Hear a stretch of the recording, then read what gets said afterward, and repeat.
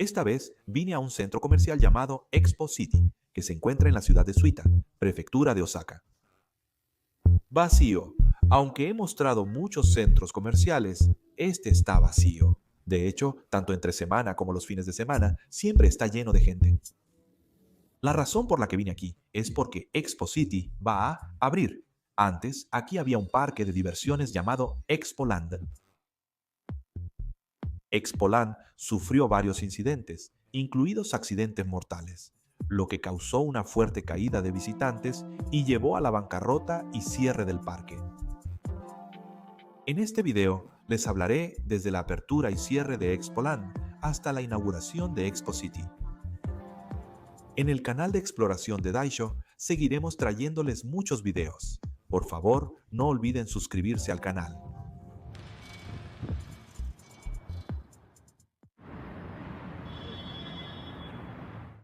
Al principio les presenté Expo City, pero primero comenzamos desde la estación Senri-chuo de Kita-Osaka Kyuko. Desde aquí, tomaremos el monorriel de Osaka hasta la estación Banpaku Kinenkoen, a 2 estaciones. El Kita-Osaka Kyuko conecta directamente con la línea Midōsuji del metro de Osaka, permitiendo llegar sin transbordo desde Tennoji, Namba y Umeda. Senri-chuo era terminal hasta hace poco, pero con la extensión de la línea ahora es intermedia. Al salir a la superficie, en esta estación, el ambiente es especial. El Senchumaru, con ambiente de la era Showa, abrió en 1970. Y luego, el Senri en ruinas. El Celsi está abandonado. Pero como hay un gran plan de remodelación, si te interesa, ve a verlo mientras todavía puedas. De todos modos, ese día hacía demasiado frío. Ese día grabé cuando las noticias decían que venía una ola de frío extremo. Llegué a la estación Senri-chuo del monorriel de Osaka. Vamos a la estación Kinenkoen de la Expo. Como indica el nombre de la estación, es el lugar donde se celebró la Expo de Osaka en 1970. La estación abrió en 1990, así que es una estación que se inauguró después de que terminó la Expo. Había tanta gente que casi no pude grabar el andén ni el tren. Lo siento. Subestimé el monorriel de Osaka. Llegué a la estación Parque Conmemorativo de la Expo. Aquí es enorme. Vine a Expo Parque. Su estructura es muy amplia para manejar a mucha gente. Salgo de la taquilla, miro a la izquierda y veo Expo City. Expo Parque es el parque de diversiones y Expo City las instalaciones comerciales, aunque puede ser confuso. Esta es la Torre del Sol. Es el símbolo de la Expo Mundial, Osaka 1970. Tras la Expo, se conservó y adaptó en el lugar del evento. Ahora es el símbolo del parque conmemorativo. Este parque es enorme y puedes disfrutarlo todo el día, aunque no fui esta vez. Expoland fue el área de entretenimiento de la Expo de Osaka. Después del cierre de la Expo, se planeaba desmantelarla, pero cuando se decidió que el lugar de la Expo se convertiría en un parque conmemorativo, muchas personas empezaron a pedir que el parque de diversiones continuara existiendo. Así que continuó operando tal como estaba, ¿verdad? Estoy saliendo de la estación y yendo hacia Expo City, pero está nevando. No es común que nieve en Osaka, es una vista rara. El edificio circular a la derecha está aquí desde que Expoland funcionaba. Antes era el centro de información del parque conmemorativo de la Expo. Ahora es una tienda de conveniencia. ¿Será un edificio que existe desde la época de la Expo? Si alguien sabe, dígamelo. La enorme rueda de la fortuna que se ve al frente se llama Osaka Wheel y de hecho es la más alta de Japón, 123 metros. Se ha convertido en un símbolo representativo de Expo City. Tengo miedo a las alturas, así que definitivamente no puedo subirme. Esta rueda de la fortuna es impresionante y tiene la primera estructura de eje central del mundo. Si seguimos derecho así, llegaremos a Expo City. Cuando Expo Land operaba, tenía una puerta central. Subiré un momento las escaleras de la derecha. Son unas escaleras bastante cansadas de subir, pero esto también es un vestigio de cuando Expo Land estaba en funcionamiento. Antes las escaleras eran angostas, pero tras la renovación se ampliaron. Al fondo está el estadio del equipo de fútbol Gamba Osaka, y cuando hay partidos, mucha gente lo utiliza. Hace unos 10 años, donde ahora hay césped a la derecha, había muchos postes. En la exposición universal se mostraron las banderas de 3 países. A pesar de la nieve y las duras condiciones, subimos las escaleras. Desde la época de Expoland, casi no ha cambiado. Se despliega un paisaje ante nosotros. Esta banca también es un vestigio de aquella época. El desgaste del color le da un toque especial.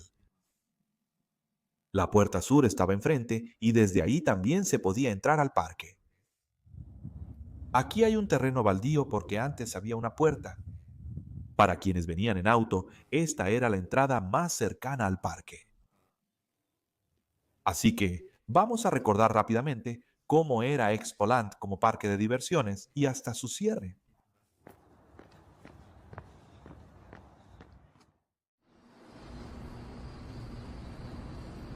Como mencioné antes, Expoland era la zona de entretenimiento de la Expo de Osaka. El costo total de construcción fue de 2.500 millones de yenes por parte del gobierno y 2.500 millones de yenes invertidos por varias empresas de la industria del ocio, sumando un total de 5.000 millones de yenes. Aunque eran esos precios, sigue pareciendo muy barato, ¿no? El salario mensual promedio en ese tiempo era de 50.000 yenes. La Expo solo duró medio año. Estaba previsto que fuera desmantelado al cierre de la Expo. Aunque era un parque de diversiones temporal, era bastante completo como parque de diversiones. Había varias atracciones, como montaña rusa y rueda de la fortuna, entre otras. En resumen, el parque de diversiones fue un éxito. Cuando abrió la Expo en marzo de 1970, Expoland fue una de las atracciones más populares junto al pabellón de Estados Unidos, la Unión Soviética y la Torre del Sol. Unas 26 millones de personas, el 40% de 64 millones de visitantes entraron al parque. Al investigar, me impresionó ver que en promedio entraban 140.000 personas al día. Si lo comparas con los parques de diversiones más representativos de Japón, como Disneylandia y USJ, te das cuenta de que es aún más impresionante. Disneylandia mide 49 hectáreas y recibe unos 450.000 visitantes diarios. USJ ocupa 54 hectáreas y recibe en promedio 350.000 visitantes diarios. Expoland abarca 20 hectáreas, menos de la mitad, y recibe en promedio 140.000 visitantes diarios. Con boleto para la Expo, puedes entrar a Expoland. Algunos solo fueron a ver la Torre del Sol, lo que genera algo de desigualdad, pero aún así, un promedio diario de 140.000 asistentes es impresionante. Debió de estar increíblemente lleno, ¿verdad? Me pregunto si realmente pudieron subirse a las atracciones. Lo más popular eran las máquinas de emociones fuertes, como la montaña rusa Z. Hoy son esenciales en parques de diversiones, pero la fiebre por máquinas de emociones fuertes inició en Expoland. No sería exagerado decirlo.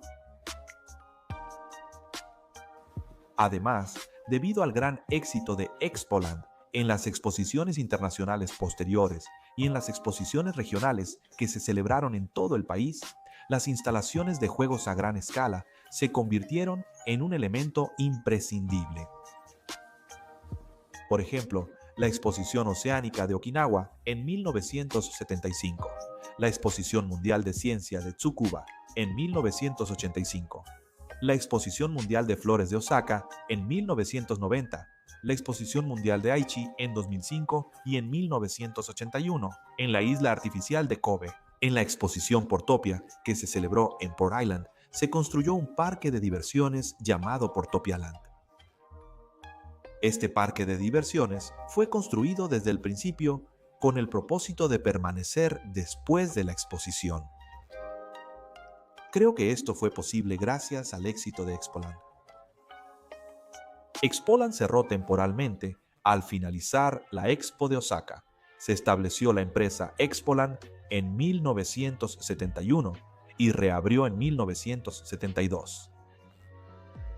Pensando en el interés público, establecieron los precios más bajos que otros parques de diversiones. Considerando la sinergia con otras instalaciones del parque conmemorativo de la Expo, se enfocaron en eventos y exposiciones culturales internacionales. También hubo eventos. Tras la reapertura y renovación, se añadieron más atracciones. 2 atracciones introducidas en los años 90 se volvieron las más representativas de Expoland. Esas son Fujin Raijin 2 y Orochi. Ambas son montañas rusas. Fujin y Raijin 2 eran operados en pares, alternando entre Fujin y Raijin, cada uno con 6 vagones. Estas atracciones extremas eran muy populares y en 1996 el parque registró 2.2 millones de visitantes. Varias atracciones eran hechas por Senyo Kogyo y, aunque al inicio el parque lo operaba Hankyu Toho, luego Expoland quedó bajo Senyo Kogyo. Incluso tras la apertura de USJ en 2000, uno seguía siendo uno de los parques más populares de Kansai. El 5 de mayo de 2007, durante el Golden Week, ocurrió un accidente. Para explicar el accidente, también mostraré fotos de esa época. Si eres sensible a este tipo de imágenes, te pido que solo escuches el audio o que te saltes la parte de la explicación. El 5 de mayo, mientras el jet coaster Fujin Raijin 2 Fujin circulaba con 22 pasajeros, el eje principal de aleación que sostenía la rueda izquierda del segundo vagón se rompió de repente.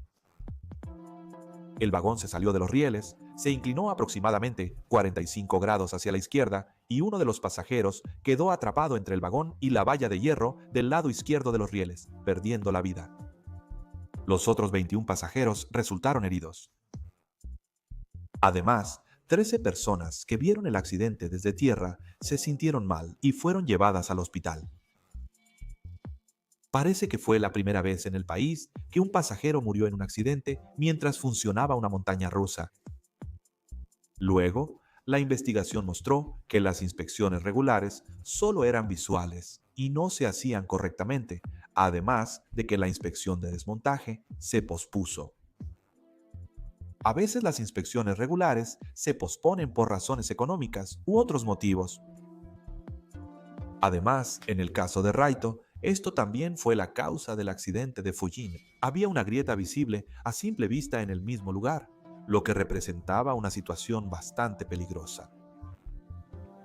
Después del accidente, se inspeccionaron otros parques y hallaron problemas en varias instalaciones. Aunque no hubiera pasado el accidente en Expoland, creo que pudo ocurrir en otro parque de diversiones. Las inspecciones periódicas son esenciales y siempre se repiten. Puedo imaginar que poco a poco se fue volviendo una rutina y que se volvió algo formal.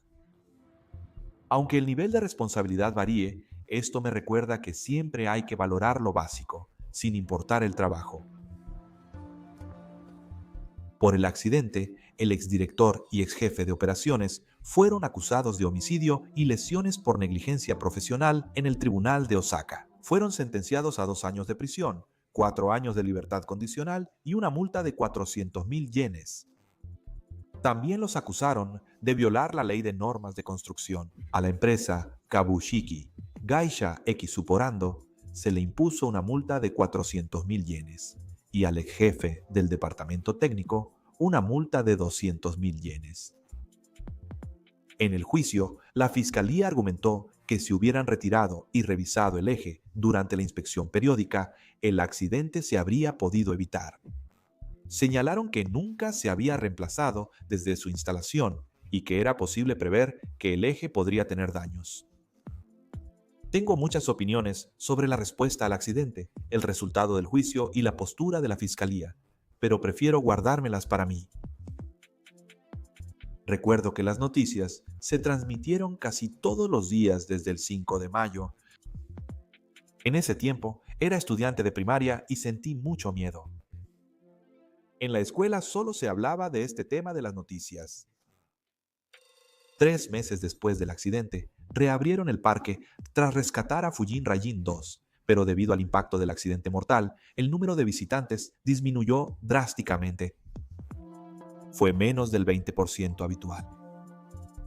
Tras la reapertura, la montaña rusa Wild Mouse siguió operando como principal atracción. Orochi, el tobogán de agua y backspin tuvieron problemas y accidentes uno tras otro, y la confianza en Expoland solo seguía disminuyendo. Expoland cayó en una situación crítica y volvió a cerrar el 10 de diciembre de 2007. Después de esto, reabrió hasta marzo de 2009. Estaba planeado, pero como no se veía posible reanudar las operaciones por sí solo, el 28 de octubre de 2008 solicitó el inicio del procedimiento de rehabilitación civil, cargando con una deuda total de aproximadamente 1.600 millones de yenes. Expoland quedó a la espera de que se encontrara una empresa que lo apoyara. En el zoológico interactivo hicieron presentaciones de animales, pusieron nuevos go-karts para niños y cambiaron el nombre del parque. Se planeaba revivirlo como un parque de diversiones familiar, pero adquirió una mala imagen: apoyar el parque de diversiones. No apareció ninguna empresa y se volvió difícil presentar un plan de reactivación antes de la fecha límite. Por eso, en febrero de 2009, se renunció a los derechos de crédito y se decidió cerrar Expoland. Luego, Expoland se declaró en bancarrota. El parque de diversiones, activo casi 40 años desde la Expo de Osaka, cerró de la peor forma.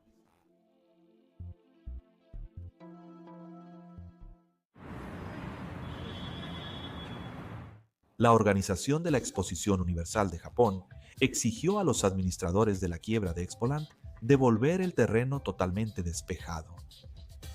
Desde agosto de 2009 por los administradores de la quiebra, se avanzó en la demolición y remoción de instalaciones y en marzo de 2010 solo faltaba una parte por terminar. La organización conmemorativa de la Exposición Universal de Japón evaluaba usar el terreno. Desde 2008 se han realizado reportajes sobre el uso del terreno tras la demolición. Primero, el plan para el nuevo estadio de Gamba Osaka. En ese momento, el estadio local estaba en el parque conmemorativo de la Expo. Sin embargo, el estadio se estaba deteriorando y presentaba problemas de capacidad e instalaciones que no cumplían los estándares internacionales de la Federación Internacional de Football Association. Por eso, se informó que estaban considerando el sitio donde antes estaba Expoland como posible ubicación. El lugar fue considerado para construir un parque temático de Paramount Pictures, la importante compañía cinematográfica estadounidense.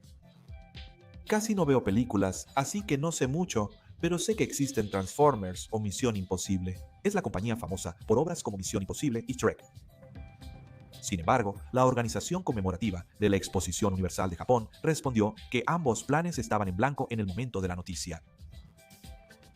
En realidad, el estadio de Gamba Osaka es conmemorativo de la Expo. La estación Koen es la más cercana.